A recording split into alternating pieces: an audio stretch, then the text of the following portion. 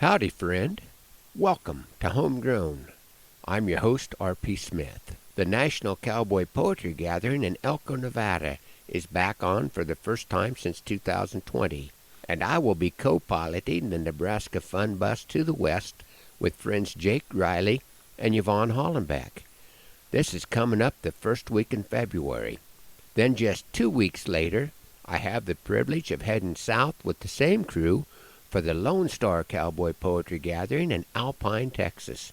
If you're interested in a cowboy poetry immersion, you can find more information on both the National Cowboy Poetry Gathering and the Lone Star Gathering on the web. The Texas crowd is fun because they seem to think that Nebraska and Alaska are next-door neighbors and give me credit for being a lot tougher than I am. Let's split the difference and take a trip to the Yukon with a poet that has probably been the biggest influence on how I put things together, Robert Service. Let's warm up a little bit this morning with the cremation of Sam McGee. There are strange things done in the midnight sun by the men that moil for gold. The Arctic trails have secret tales that would make your blood run cold. The northern lights have seen queer sights, but the queerest they ever did see was that night on the marge of Lake LaBarge. I cremated Sam McGee. Now Sam McGee was from Tennessee, where the cotton blossoms and blows. Why he'd left his home in the south to roam round the pole, God only knows. He was always cold, but the land of gold seemed to hold him like a spell, though he'd often say in his homely way he'd sooner live in hell. On Christmas Day we were mushing our way over the Dawson Trail.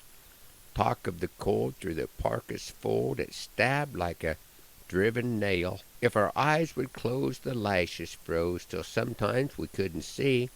It wasn't much fun, but the only one to whimper was Sam McGee.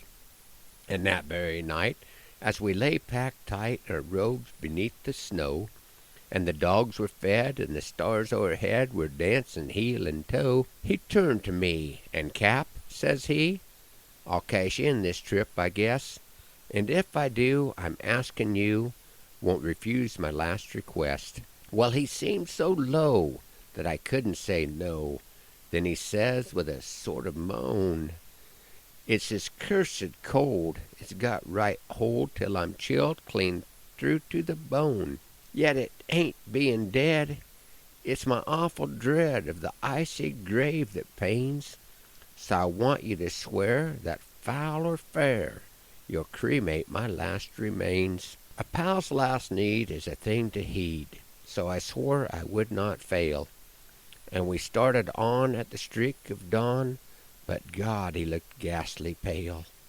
He crouched on a sleigh and he raved all day of his home in Tennessee, and before nightfall a corpse was all that was left of Sam McGee. There wasn't a breath in that land of death, and I hurried, horror-driven, with a corpse half hid that I couldn't get rid because of a promise given. It was lashed to the sleigh, and it seemed to say, you may tax your brawn and brains, but you promised true, and it's up to you to cremate those last remains. Now a promise made is a debt unpaid, and the trail had its own stern cold. In the days to come, though my lips were dumb, and my heart how I cursed that load, in a long, long night by the lone firelight, while the huskies round in a ring howled out their woes to the homeless snows. Oh God, how I loathed the thing! And every day that quiet clay seemed to heavy and heavier grow. And on I went, though the dogs were spent and the grub was getting low. The trail was bad and I felt half mad, but I swore I would not give in.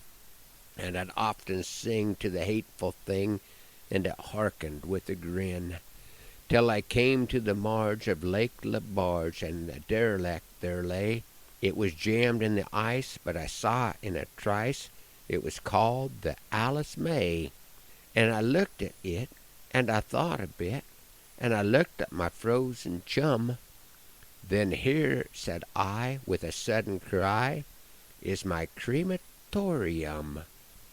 Some planks I tore from the cabin floor, and I lit the boiler fire. Some coal I found that was lying around, and I heaped the fuel higher. The flames just soared, and the furnace roared, such a blaze you seldom see. And I burrowed in a hole in the glowing cold, and I stuffed in Sam McGee. Then I made a hike, for I didn't like to hear him sizzle so, and the heavens scowled, and the huskies howled, and the wind began to blow. It was icy cold, but the hot sweat rolled down my cheeks, and I don't know why. And the greasy smoke in an inky cloak went streaking down the sky. I do not know how long in the snow I wrestled with grisly fear, but the stars came out, and they danced about, ere again I ventured near. I was sick with dread, but I bravely said, I'll just take a peep inside. I guess he's cooked, and it's time I looked. Then the door I opened wide, and there sat Sam, looking cool and calm, in the heart of furnace roar. And he wore a smile you could see a mile, and he said, Please close the door. It's fine in here, but I greatly fear you'll let in the cold and storm. Since I left Plum Tree down in Tennessee, it's the first time I've been warm. There are strange things done in the midnight sun by the men who moil for gold. The Arctic trails have their secret tales that would make your blood run cold. The northern lights have seen queer sights, but the queerest they ever did see was the night on the marge of Lake LaBarge I cremated Sam McGee.